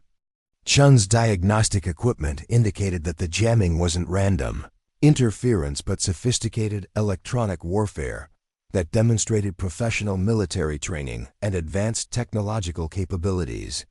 Chun realized that the base was facing an enemy with electronic warfare capabilities that exceeded anticipated threat levels. The ground defensive positions that formed the foundation of the base's perimeter security were being systematically eliminated by coordinated attacks that demonstrated detailed knowledge of their locations, capabilities, and mutual support relationships. The defensive positions had been designed to provide overlapping fields of fire and mutual support, but the attack pattern specifically targeted these relationships to create gaps in defensive coverage that could be exploited by advancing ground forces. Captain Jennifer Adams attempted to coordinate medical response and casualty evacuation, but found that the communication failures that were hampering defensive operations also prevented effective medical coordination. Adams couldn't maintain contact with defensive positions to assess casualties or coordinate evacuation procedures. The medical response that should have provided life-saving support for wounded personnel was being systematically degraded by the same electronic warfare attacks that were neutralizing defensive capabilities. The fuel depot and ammunition storage areas that were essential for sustained defensive operations were being systematically targeted by precision attacks that demonstrated detailed knowledge of base logistics and supply procedures. The attacks were designed to eliminate the resources necessary for extended defensive operations, while avoiding collateral damage that might interfere with subsequent hostile occupation of base facilities. The precision of these attacks indicated intelligence and planning capabilities that exceeded all previous threat assessments. Sergeant Kevin Park attempted to organize maintenance personnel for defensive duties, but discovered that the equipment and procedures necessary for converting technical staff into combat personnel weren't readily available or immediately implementable. Park realized that the base's defensive planning had assumed that support personnel would be evacuated or protected rather than actively contributing to defensive operations. Park found himself trying to improvise combat roles for personnel who lacked appropriate training, equipment, and coordination procedures. The aircraft that represented the base's primary offensive and defensive capabilities were effectively neutralized by electronic interference that prevented safe operation of navigation, communication, and weapon systems. The pilots who should have provided air support for ground defensive operations were grounded by electronic warfare attacks that made flight operations too dangerous to attempt. The base's most sophisticated military assets had been systematically neutralized without direct physical damage. The communication failures that were hampering defensive coordination also prevented accurate assessment of the overall tactical situation and enemy capabilities. Colonel Thompson found himself making defensive decisions based on incomplete and contradictory information that might not accurately reflect the actual threats being faced. The intelligence gathering capabilities that should have provided situational awareness were compromised by electronic warfare, attacks that systematically degraded sensor performance and data transmission. Master Sergeant Tom Williams realized that the defensive positions and procedures he was attempting to coordinate had been designed for threats that possessed conventional capabilities and employed traditional attack patterns. The current enemy was using electronic warfare techniques, coordinated drone attacks, and systematic intelligence exploitation that exceeded the threat assumptions that had guided defensive planning and preparation. Williams found himself commanding a defensive operation where established protocols were proving inadequate for the actual threats being faced. The cascading failures affecting communication, sensors, and coordination systems created a defensive crisis that exceeded all previous experience and training. Individual defensive positions were fighting effectively, but without coordination or mutual support that was essential for successful defensive operations. The base's sophisticated defensive technology was being systematically neutralized by an enemy that possessed superior tactical intelligence and innovative attack capabilities that hadn't been anticipated during defensive planning. Captain Derek Walsh attempted to coordinate between different defensive positions using alternative communication methods, but discovered that the electronic warfare attacks were specifically designed to prevent coordination regardless of the communication techniques employed. Walsh realized that the base's defensive capabilities were being systematically eliminated by an enemy that understood military procedures better than official threat assessment had anticipated. The magnitude of the defensive failure became apparent when Colonel Thompson realized that conventional military responses were proving inadequate against an attack that exploited vulnerabilities in technology, procedures, and planning assumptions that had never been identified or addressed. Thompson understood that the base's survival would require innovative responses that exceeded established protocols and conventional military thinking. Thompson began to consider whether personnel with unconventional expertise might possess capabilities that could address threats that traditional military responses couldn't handle. Maya approached the command center through maintenance corridors that had been overlooked by the coordinated attack, carrying diagnostic equipment and technical manuals that contained information she believed could address the systematic failures crippling the base's defensive capabilities. The electronic warfare attacks that were neutralizing military communication and sensor systems hadn't targeted the civilian electronics and maintenance equipment that Maya understood could be adapted for defensive applications, using techniques from her air defense training. Colonel Robert Thompson was coordinating defensive responses from a command center where most electronic systems were experiencing systematic interference that prevented effective command and control operations. When Maya appeared at the command center entrance, Thompson initially assumed she was seeking shelter or evacuation instructions rather than offering assistance with defensive operations. Thompson's first reaction was to direct Maya toward protective positions, where non-combat personnel were being gathered for safety during the ongoing attack. Maya addressed Colonel Thompson directly, explaining that her analysis of the electronic interference patterns indicated that the hostile forces were employing jamming techniques, specifically designed to disrupt military electronic systems while leaving civilian electronics largely unaffected.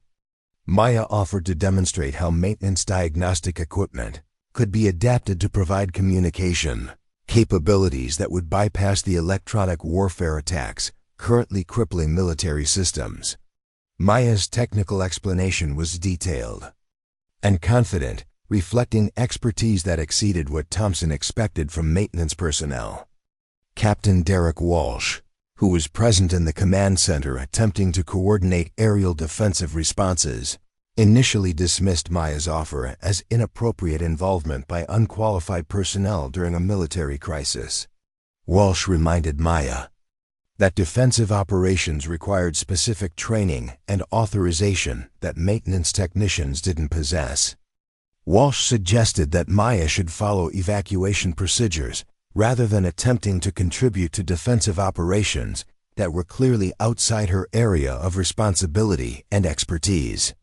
Maya persisted in her explanation, providing specific technical details about how civilian electronic equipment could be modified to restore communication capabilities that were being systematically eliminated by military-focused electronic warfare attacks.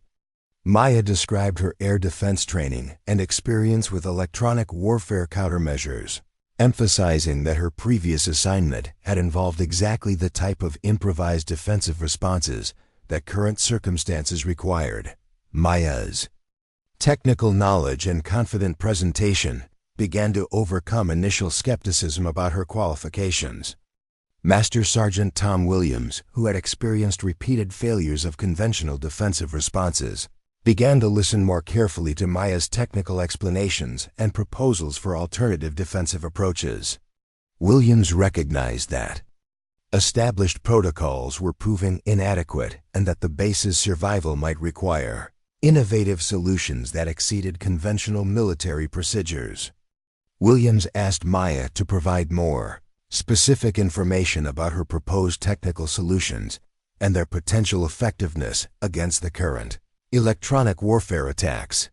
Lieutenant Ashley Brooks, who had been monitoring communication failures and electronic interference patterns, realized that Maya's technical analysis accurately described the systematic nature of the electronic warfare attacks that were crippling base defensive capabilities. Brooks had observed that civilian systems were indeed experiencing less interference than military electronics, supporting Maya's assessment that the jamming was specifically targeted rather than broadly applied. Brooks began to consider that Maya's technical expertise might be relevant to addressing the current crisis.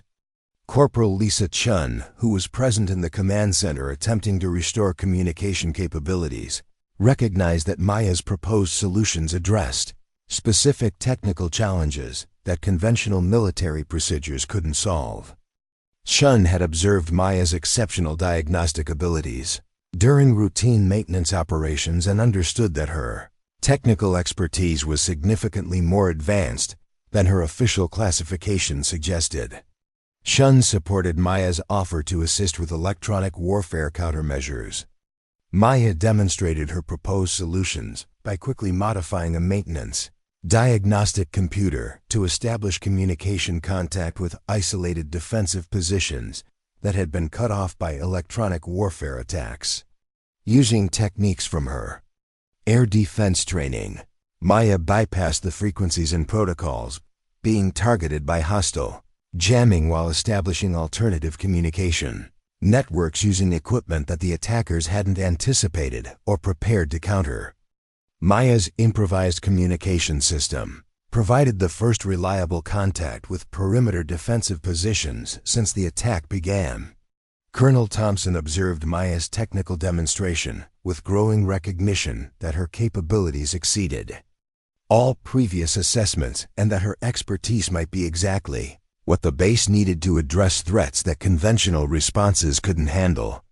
Thompson realized that Maya's comprehensive understanding of both electronic systems and defensive tactics positioned her uniquely to develop solutions that combine technical innovation with tactical effectiveness. Thompson began to understand that his assumptions about Maya's qualifications and potential contributions had been fundamentally incorrect. Captain Derek Walsh watched Maya's successful restoration of communication capabilities and recognized that her technical solutions were providing tactical advantages that conventional military systems couldn't achieve under current conditions. Walsh realized that Maya's cross-functional expertise in both electronic systems and defensive tactics was exactly the combination of skills needed to address the sophisticated threats the base was facing. Walsh began to support Maya's involvement in defensive operations despite his previous objections to technical personnel exceeding their assigned roles. Maya explained that her analysis of the attack patterns indicated that hostile forces were systematically eliminating defensive capabilities in a sequence designed to prevent coordinated response and mutual support between defensive positions. Maya's air defense training had taught her to recognize such systematic approaches and develop countermeasures that could restore tactical coordination despite electronic warfare attacks. Maya offered to implement comprehensive defensive modifications that could restore the base's ability to conduct coordinated defensive operations. Master Sergeant Tom Williams, who had experienced the failure of conventional defensive protocols, asked Maya to provide detailed explanations of her proposed defensive modifications and their potential for restoring effective defensive capabilities. Williams recognized that Maya's technical expertise and tactical understanding represented resources that the base possessed but had never officially recognized or utilized. Williams began to support Maya's integration into defensive planning and implementation. The command center personnel who observed Maya's successful technical solutions began to understand that their previous assessments of her capabilities and potential contributions had been systematically incorrect. Maya's demonstration of advanced technical skills, combined with tactical understanding, revealed that the base had possessed defensive capabilities that existed nowhere in official planning documents. The recognition that valuable expertise had been overlooked created urgency about fully utilizing Maya's knowledge and abilities. Maya's proposal for comprehensive defensive restoration involved systematic modification of civilian electronic equipment to create alternative communication networks, improvised sensor systems, and coordination capabilities that could function despite electronic warfare attacks, specifically designed to neutralize military systems. Maya explained that her air defense training had included extensive preparation for exactly such scenarios, where conventional systems failed and innovative solutions were necessary for survival and mission success. Colonel Thompson made the decision to authorize Maya's full involvement in defensive operations, recognizing that conventional responses had failed and that innovative approaches were necessary for the base's survival. Thompson officially placed Maya in charge of electronic warfare countermeasures and technical defensive modifications, providing her with the authority and resources necessary to implement solutions that exceeded established military procedures. Thompson understood that the base's survival depended on utilizing every available capability, regardless of whether such capabilities fit conventional organizational structures and planning assumptions. Colonel Robert Thompson authorized Maya's technical modifications with the desperation of a commander whose conventional options had been systematically eliminated. Thompson's decision represented a fundamental shift from rigid adherence to established protocols to emergency acceptance of innovative solutions from unexpected sources. Thompson issued direct orders placing Maya in charge of electronic countermeasures and defensive system restoration, granting her unprecedented authority to modify equipment and coordinate technical responses without the bureaucratic restrictions that had previously limited her contributions. Maya's first priority was establishing comprehensive communication networks that could function despite the sophisticated electronic warfare attacks that had neutralized military systems. Using her air defense expertise, Maya identified civilian electronic equipment throughout the base that could be modified to create alternative communication channels, operating on frequencies and protocols that hostile forces hadn't anticipated or prepared to counter. Maya's systematic approach reflected professional training in emergency, improvisation and tactical adaptation under extreme conditions. Master Sergeant Tom Williams provided Maya with access to base resources and personnel that had previously been restricted to authorized combat operations. Williams assigned maintenance crews to assist Maya's technical modifications while coordinating security for improvised communication installations that would be critical for restored defensive coordination. Williams' support represented significant departure from his previous skepticism about technical personnel contributing to tactical operations. Captain Derek Walsh coordinated with Maya to integrate her communication solutions with remaining aircraft capabilities and aerial defensive operations. Walsh recognized that Maya's restored communication networks could enable coordinated air support that had been impossible during the initial phases of the attack. Walsh's collaboration with Maya reflected growing recognition that her technical expertise was essential for effective defensive operations rather than inappropriate involvement in military matters outside her qualifications. Lieutenant Ashley Brooks assisted Maya's modifications by providing detailed information about communication failures and electronic interference patterns that had been observed throughout the base. Brooks' intelligence gathering had documented the systematic nature of the electronic warfare attacks, information that Maya used to develop countermeasures specifically designed to address the most critical communication vulnerabilities. Brooks' collaboration represented shift from monitoring Maya's compliance with restrictions to supporting her technical solutions.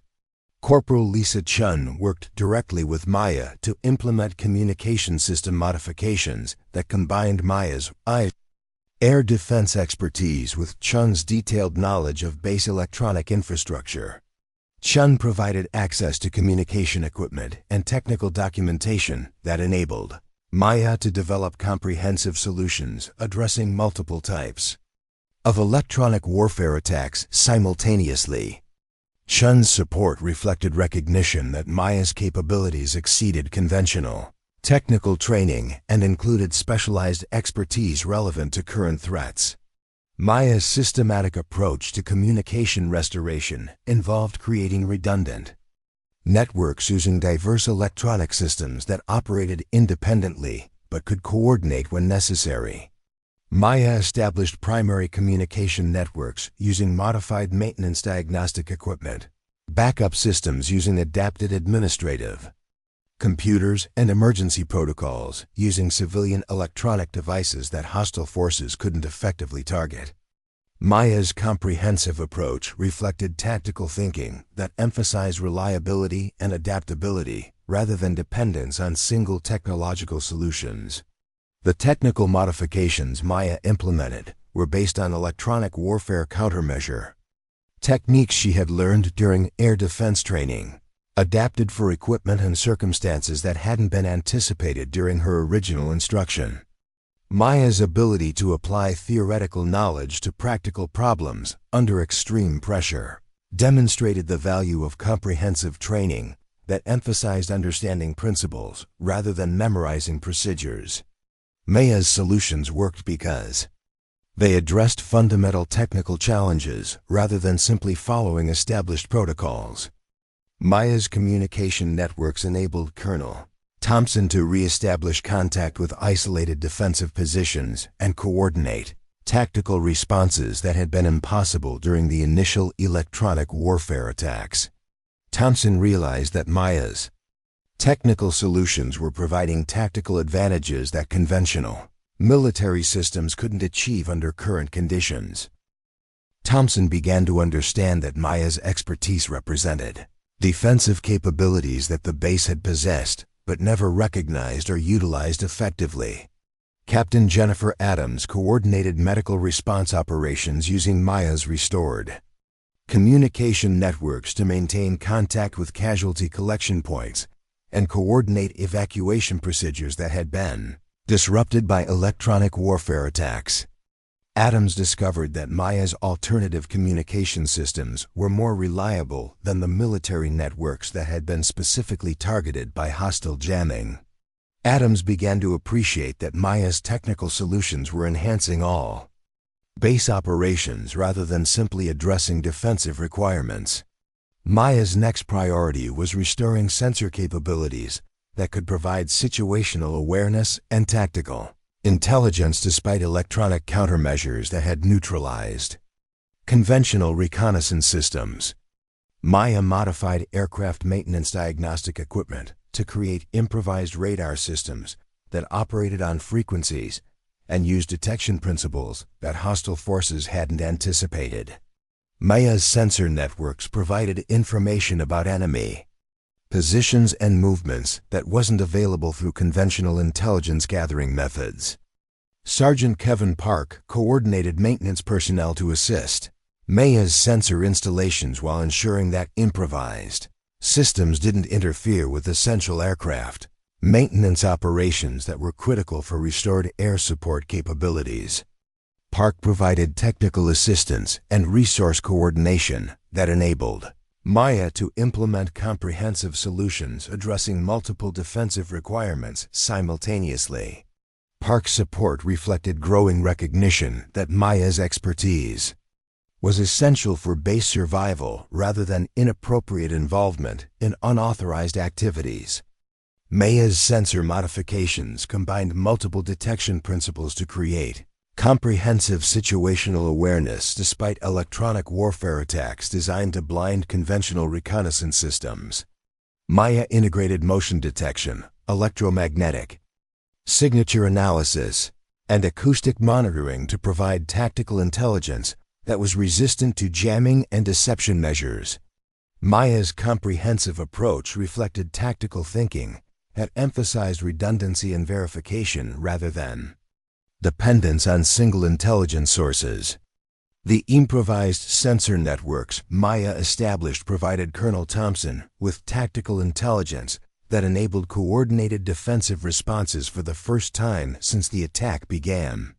Thompson realized that Maya's technical solutions were restoring defensive capabilities that exceeded the base's original systems in some respects, particularly regarding resistance to electronic warfare attacks. Thompson began to understand that Maya's cross-functional expertise was providing defensive advantages that hadn't been available through conventional military planning and preparation. Maya's technical modifications required constant adjustment and optimization as hostile forces adapted their electronic warfare attacks to counter her innovations. Maya's air defense training had emphasized the importance of continuous adaptation in electronic warfare environments, where both offensive and defensive capabilities evolved rapidly during combat operations. Maya maintained technical superiority by anticipating enemy adaptations and developing countermeasures faster than hostile forces could implement new attack techniques. Master Sergeant Tom Williams coordinated defensive operations using Maya's restored communication and intelligence capabilities to implement tactical responses that utilized the base's remaining defensive assets more effectively than had been possible using conventional coordination methods. Williams realized that Maya's technical solutions were enabling defensive effectiveness that exceeded what established protocols could achieve under normal conditions. Williams began to appreciate that innovative technical applications could provide tactical advantages that conventional military thinking couldn't anticipate or utilize. Maya's comprehensive approach to defensive restoration involved systematic analysis of all available resources and innovative applications that exceeded conventional equipment classifications and usage protocols. Maya identified civilian vehicles that could be modified for reconnaissance missions, maintenance equipment that could be adapted for defensive applications, and administrative systems that could be converted for tactical coordination. Maya's resourcefulness reflected training that emphasized mission accomplishment using available resources rather than dependence on idealized equipment and conditions. The authority Colonel Thompson granted Maya enabled her to coordinate resources and personnel across traditional organizational boundaries in ways that would have been impossible under normal circumstances. Maya's emergency authorization reflected recognition that effective defensive responses required integration of technical and tactical expertise rather than compartmentalized responses from separate functional areas. Maya's comprehensive authority enabled her to implement solutions that addressed multiple aspects of the defensive crisis simultaneously. Captain Derek Walsh coordinated aerial operations using Maya's communication and intelligence systems to restore air support capabilities that had been neutralized by electronic warfare attacks during the initial phases of the assault. Walsh discovered that Maya's alternative systems provided coordination capabilities that were superior to conventional military networks in electronic warfare environments. Walsh began to understand that Maya's expertise was enabling tactical capabilities that exceeded normal operational effectiveness. Maya's systematic restoration of defensive capabilities represented more than technical problem-solving. It demonstrated comprehensive tactical thinking that integrated electronic systems, personnel coordination, and strategic planning to address threats that exceeded conventional defensive assumptions. Maya's success reflected the value of cross-functional expertise that combined detailed technical knowledge with tactical understanding and strategic thinking. Maya's contributions validated the importance of recognizing and utilizing diverse capabilities rather than limiting personnel to narrow specialization categories. Maya's comprehensive defensive restoration began with systematic analysis of the base's remaining electronic assets and strategic assessment of how civilian equipment could be adapted for military applications. Using techniques from her air defense training, Maya approached the seemingly impossible task of countering sophisticated electronic warfare attacks with methodical determination, applying theoretical knowledge to practical challenges that exceeded conventional military planning scenarios. Maya's first modification involved converting the maintenance hangar's diagnostic computers into a coordinated electronic warfare countermeasure system that could identify, analyze, and neutralize hostile jamming signals across multiple frequency ranges simultaneously. Maya's air defense background had taught her that effective electronic warfare required understanding the principles behind enemy systems rather than simply responding to immediate effects. Maya analyzed the interference patterns affecting base communications to determine the technical characteristics and operational methods of hostile electronic warfare equipment. The improvised countermeasure system Maya, created using maintenance computers, operated by identifying the specific frequencies and signal characteristics that hostile forces were using for jamming, then generating precisely calibrated interference that disrupted enemy electronic warfare equipment without affecting friendly communication systems. Maya's solution required comprehensive understanding of signal processing, electromagnetic propagation, and electronic warfare principles that exceeded standard maintenance training but reflected specialized air defense expertise. Maya coordinated with Corporal Lisa Chun to implement communication network modifications that created redundant channels operating on frequencies that hostile jamming couldn't effectively target. Maya's approach involved using civilian radio equipment, modified administrative computers, and adapted aircraft communication systems to create a comprehensive network that functioned independently of military communication protocols that had been compromised. Maya's redundant communication system provided reliable coordination capabilities despite continued electronic warfare attacks. Captain Derek Walsh assisted Maya's coordination of aerial defensive operations by providing detailed information about aircraft capabilities and tactical requirements that needed to be integrated with Maya's restored communication and intelligence systems.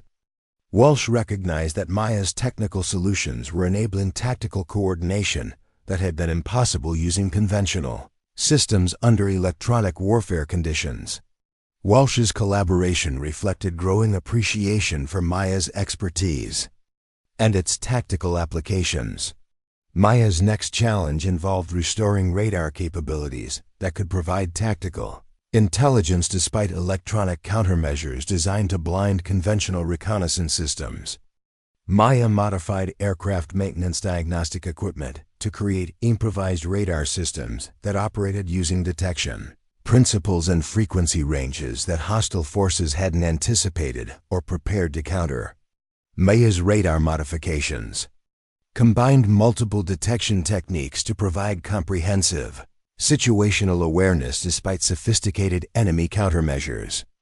The improvised radar system Maya developed used principles from her air defense training that emphasized understanding target characteristics and environmental factors rather than depending on single detection methods that could be easily countered. Maya integrated electromagnetic signature detection, motion analysis, and acoustic monitoring to create comprehensive reconnaissance capabilities that were resistant to electronic warfare attacks. Maya's multi-layered approach provided tactical intelligence that was more reliable than conventional military systems under current conditions. Sergeant Kevin Park coordinated maintenance personnel to assist Maya's technical modifications while ensuring that essential aircraft maintenance operations continued despite the emergency conditions and resource diversions required for defensive system restoration. Park provided technical assistance and resource management that enabled Maya to implement comprehensive solutions, addressing multiple defensive requirements without compromising the base's remaining aircraft capabilities. Maya's systematic approach to defensive restoration required continuous adaptation as hostile forces modified their electronic warfare attacks to counter her innovations. Maya's air defense training had emphasized that electronic warfare was fundamentally dynamic, with both offensive and defensive capabilities evolving rapidly during combat operations. Maya maintained technical superiority by anticipating enemy adaptations and developing countermeasures faster than hostile forces could implement new attack techniques. Master Sergeant Tom Williams coordinated ground defensive operations using Maya's restored communication and intelligence capabilities to implement tactical responses that utilized the base's remaining defensive assets more effectively than conventional coordination methods could achieve under electronic warfare conditions. Williams realized that Maya's technical solutions were providing tactical advantages that exceeded normal defensive capabilities and enabling coordinated responses that would have been impossible using standard military procedures. Maya's next modification involved adapting civilian vehicles and maintenance equipment for reconnaissance and defensive applications that could operate despite electronic warfare attacks targeting military systems. Maya's air defense experience had taught her that effective defensive operations required comprehensive intelligence gathering using diverse methods that couldn't be neutralized by single countermeasures. Maya created mobile reconnaissance capabilities using civilian equipment that hostile forces couldn't easily identify or target. The improvised reconnaissance systems Maya developed provided Colonel Thompson with tactical intelligence about enemy positions, movements, and capabilities that wasn't available through conventional military intelligence gathering methods. Thompson realized that Maya's innovative applications of available resources were providing strategic advantages that exceeded the base's original defensive capabilities in some respects.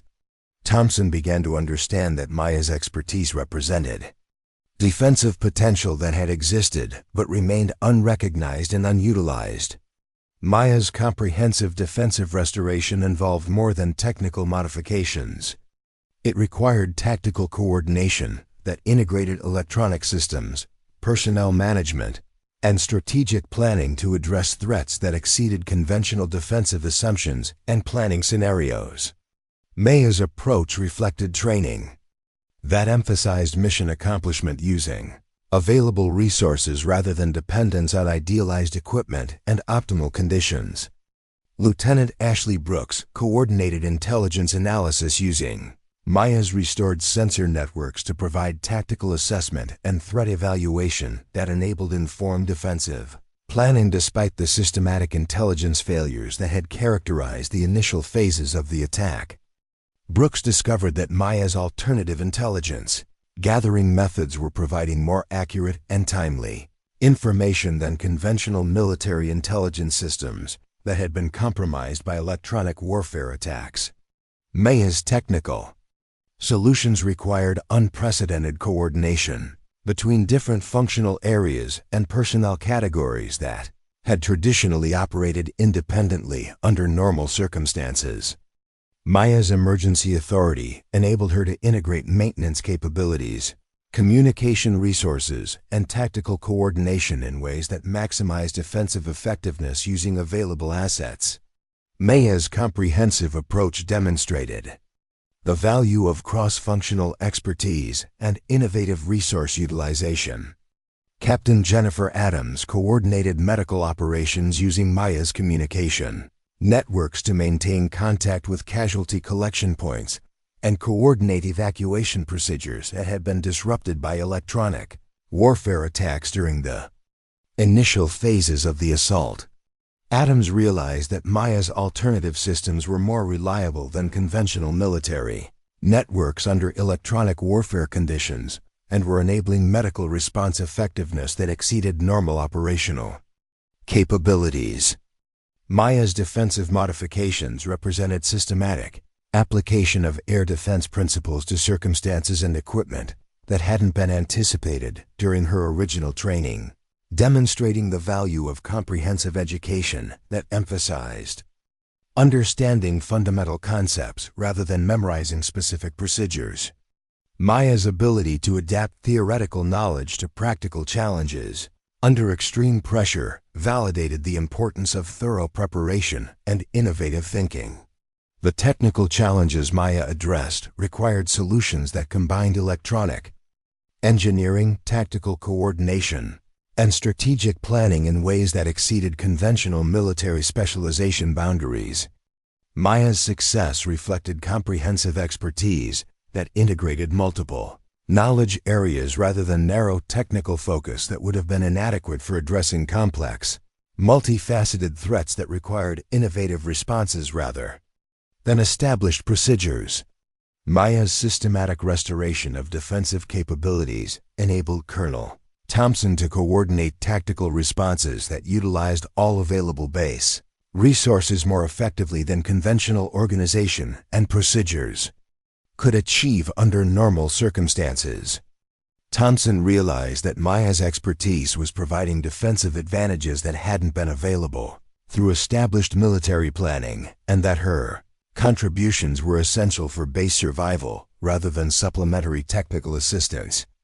Up next, you've got 2 more standout stories right on your screen. If this one hit the mark, you won't want to pass these up. Just click and check them out.